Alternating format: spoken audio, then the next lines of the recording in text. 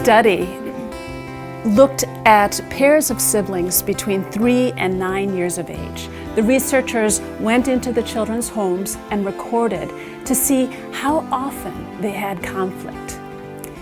It turns out that the kids had an average of 5 conflicts in an hour and a half.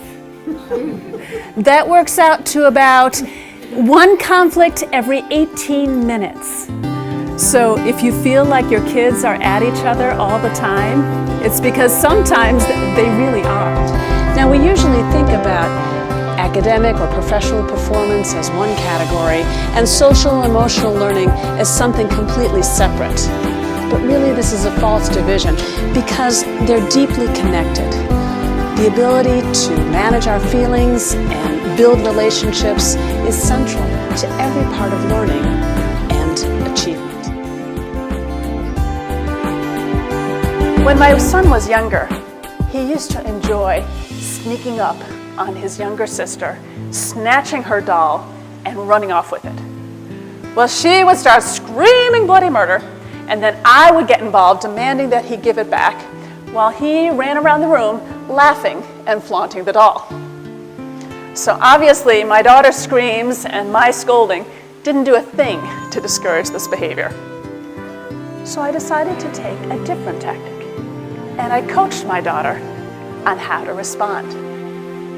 So the next time he snuck up behind her and snatched her doll, she looked up at him and said, "Daniel, I didn't know you were interested in dollies. Would you like to play Kellys with me?" He laughed, tossed the doll down, and left. It worked so much better than anything I could have done directly.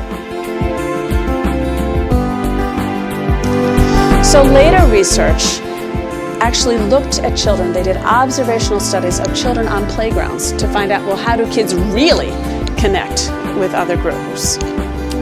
And it turns out there's a very specific sequence. Observe and then blend. So watch what the kids are doing and then slide into the action without interrupting it. The metaphor I use with kids is it's kind of like merging onto a highway. There are 2 ways that you can mess this up. The first way is you can hang back on the entrance ramp and let the cars go by and never get in. And the other way is you can just barge in without paying any attention to the traffic. And what's going to happen? There's going to be a big crash. The first time that I heard one of my older kids telling my youngest, "You're bad," I was horrified. How could they say such a terrible thing, dismissing her whole worth as a human being? But the interesting thing was, my youngest wasn't devastated by this comment. She stuck her little chin in the air and she said, "I'm not bad." You know, in all the years that I have been doing psychotherapy, I have never had someone confide in me, "I feel so bad about myself because my brother called me a doo-doo face." Or my sister said I was a brat.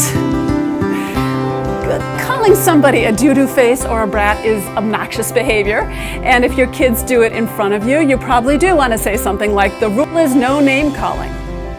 But don't feel like you have to rush to the rescue.